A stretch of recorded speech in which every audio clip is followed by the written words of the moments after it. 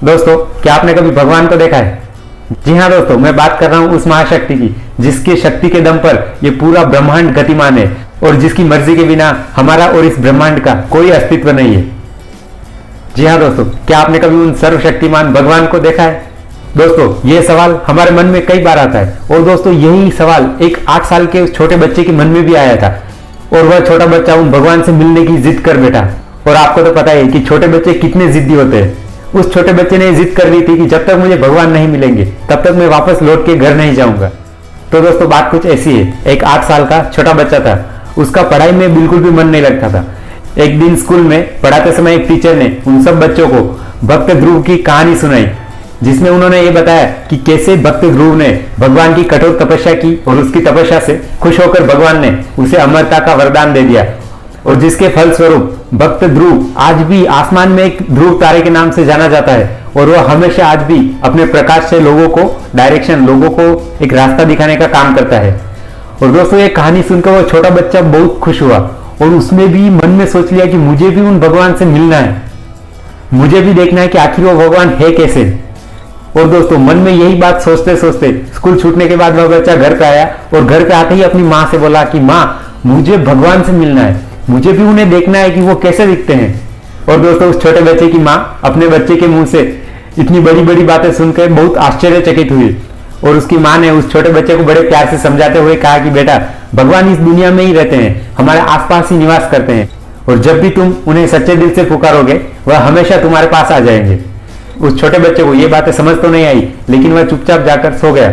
और दूसरे दिन वह बच्चा जब खेलने के लिए घर से बाहर निकला तब वह खेलने न जाकर सीधा जंगल की ओर निकल पड़ा।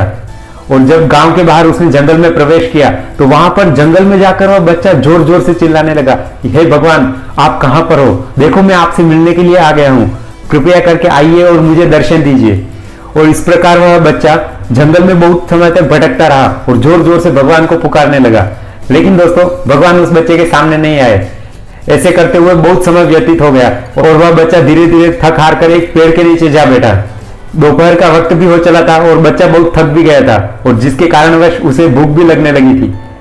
तो अचानक उसे अपने साथ खिलौनों के साथ लाई हुई लड्डुओं की पोटली की याद आई और उसने अपने खिलौनों के थैले में से वो लड्डुओं की पोटली बाहर निकाली और उस पेड़ के नीचे एक साफ सुथरी जगह पर वह लड्डू खाने के लिए बैठ गया। और दोस्तों, जैसे ही उस छोटे बच्चे ने उस लड्डू की पोटली से एक लड्डू निकाला और तभी न जाने अचानक कहां से फटे पुराने कपड़ों में एक बहुत ही बूढ़ा इंसान न जाने कहां से उस छोटे बच्चे के सामने आ गया।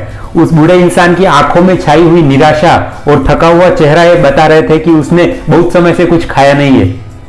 और दोस्तों, उस बूढ़े इंसान की नजरें उस छोटे बच्चे के हाथों में थमे हुए लड्डू पर केंद्रित हो गई थी।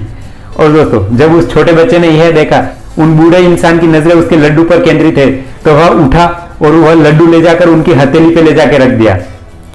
और दोस्तों, जैसे ही उस बूढ़े इंसान की हथेली पे लड्डू रखा, उस बूढ़े इंसान के मुरझाए हुए चेहरे पर एक प्यारी सी क्यूट स्माइल आ गई।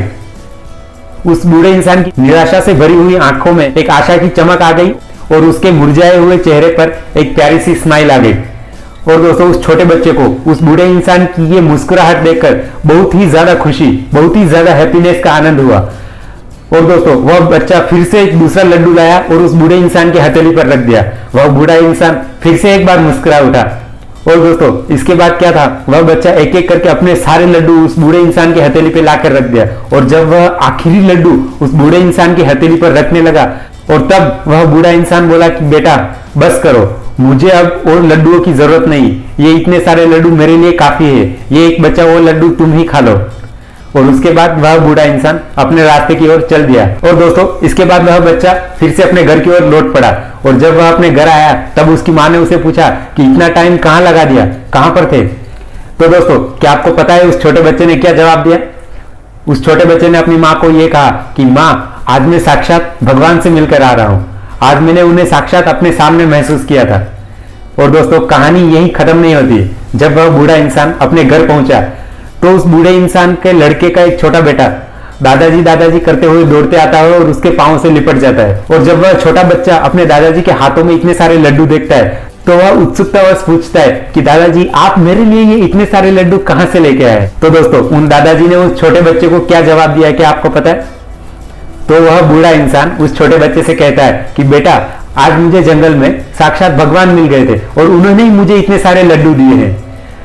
दोस्तों, इस कहानी से सिर्फ यही मैसेज हमारे सामने आता है, जब भी कोई इंसान किसी दूसरे जरूरतमंद इंसान के चेहरे पर एक स्माइल, एक मुस्कुराहट लाने की कोशिश करता है, और तब दोस्तों जाने और अनजाने में वह उस मुस्कुराहट के अंदर भगवान के दर्शन कर ही लेता है। और जब भी वह इंसान दूसरे जरूरतमंद इंसान की मदद करता है और उस जरूरतमंद इंसान के लिए सामने वाला इंसान भगवान से कम नहीं है।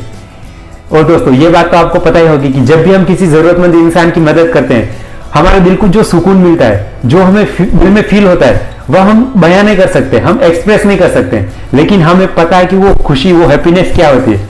इसलिए दोस्तों, हमें भी अपनी जिंदगी में जितना ज्यादा हो सकता है जरूरतमंद लोगों की मदद करनी चाहिए। जरूरतमंद लोगों के चेहरे पर जो मुस्कान आएगी दोस्तों, वह किसी भगवान के दर्शन से कम नहीं है। और दोस्तों, आपको तो पता ही है कि जिंदगी का रूल ही यही है, हमेशा हंसते रहिए और सबको हंसाते रहिए, खुश रहिए और खुशियां बांटते रहिए। तो दोस्तों, ये कहानी और ये वीडियो कैसा लगा, ये कमेंट्स करके मुझे जरूर बताइए। और ऐसे प्रेरणादायक और मोटिवेशनल वीडियो से जुड़े रहने के लिए बने रहिए डायरेक्शन ऑफ लाइफ के साथ, और दीजिए आपकी लाइफ को एक पॉजिटिव डायरेक्शन। जय हिंद।